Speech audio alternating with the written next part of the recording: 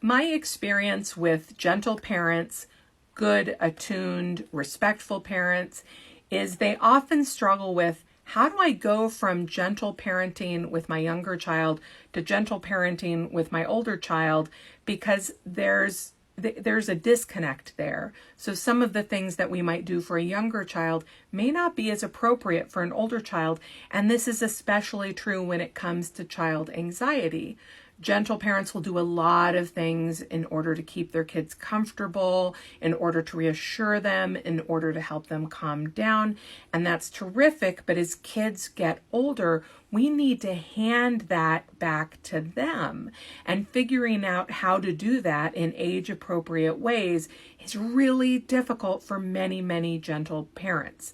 And then people start saying your child is manipulating you, you're too soft on them, all of these things, which make it even harder to know what are we supposed to be doing here.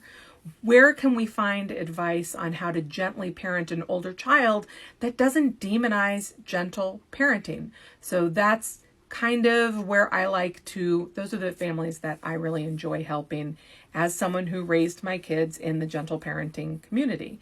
And one of the things I wanted to say is I was talking with some parents about tantrums and about when the anxious child is melting down and the parent feels really triggered because the noise is big, and these are often very sensitive parents, and they don't know, am I allowed to walk away if this is really becoming too much for me? Am I allowed to walk away, or is this bad parenting? Am I abandoning my child?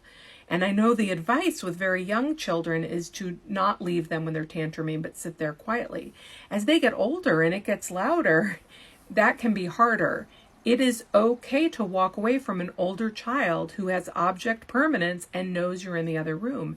You can let them know ahead of time. You can say, I just need to let you know, last time when you were really struggling, your voice got loud, and listen, you're allowed to have your big feelings, but I can't be in the same room with you and you're screaming like that. It really hurts my ears.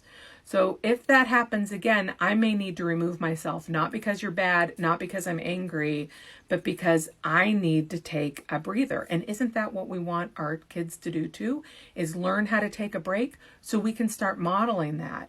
We can introduce this, because at a certain point, staying when they're melting down like that becomes an anxiety pitfall. And again, it doesn't mean punishing. It doesn't mean you're going to stomp out or say, I can't be in here with you when you're acting like a baby. There's a process to this, but I just want to introduce you to the idea that sometimes it's okay to walk away from a kid who's having a meltdown.